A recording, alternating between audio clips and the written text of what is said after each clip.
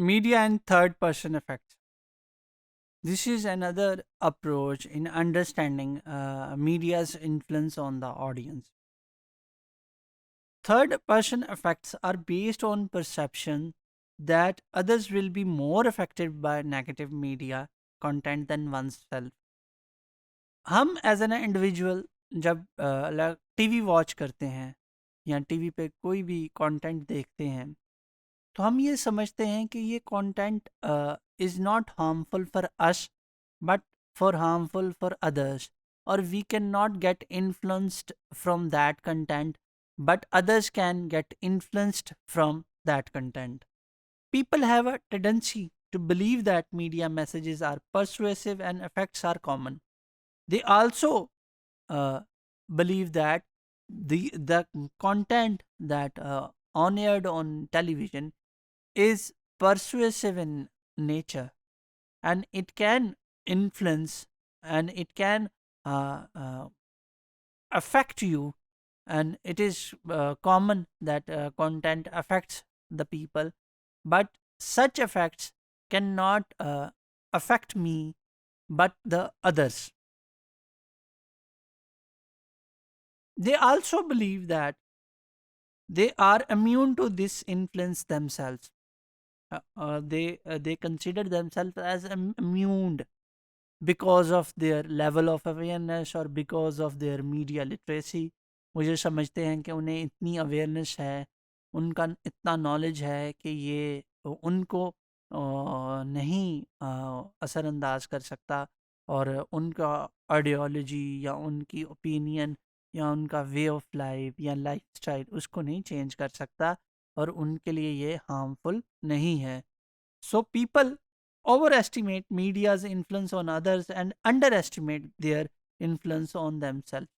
तो होता क्या है, जब इस परसेप्शन के साथ आप टेलीविज़न को देखते हैं या टेलीविज़न का कंटेंट वॉच करते हैं, तो आप ओवर एस्टिमेट कर रहे होते हैं कि दूसरे, जब आप ये समझते हैं कि दूसरे लोग इससे इन्फ्लुएंस होंगे और उन पे इन्फ्लुएंस बहुत ज़्यादा आएगा, तो आप एक्चुअली एक ओवर एस्टिमेशन कर रहे हैं दूसरों के लिए.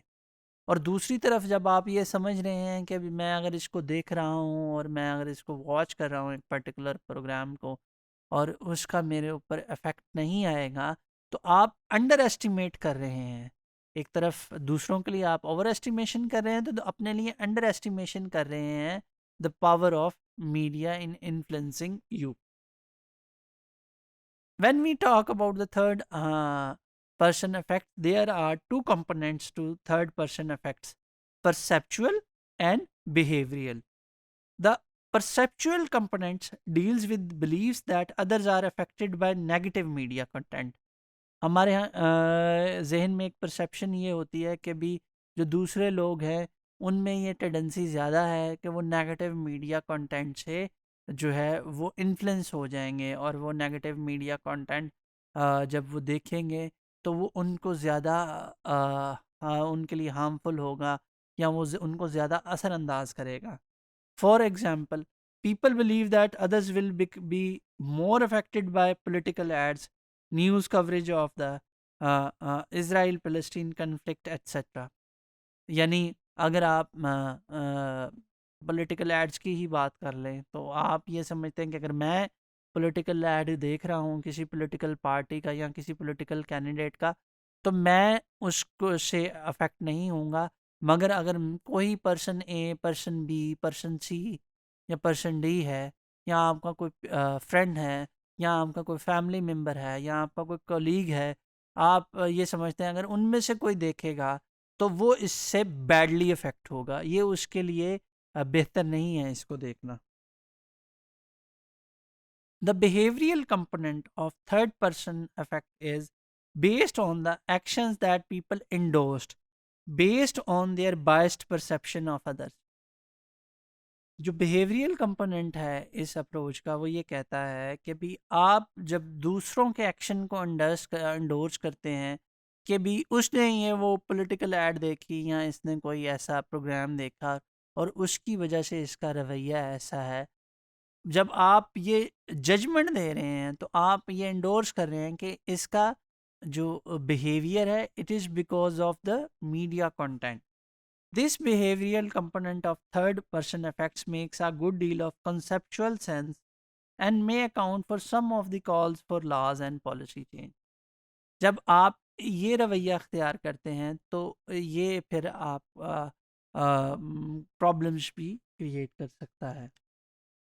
Third person effects impact on perception of public political opinion and endorsement of political action suggest that it may be an important process in the development of public opinion.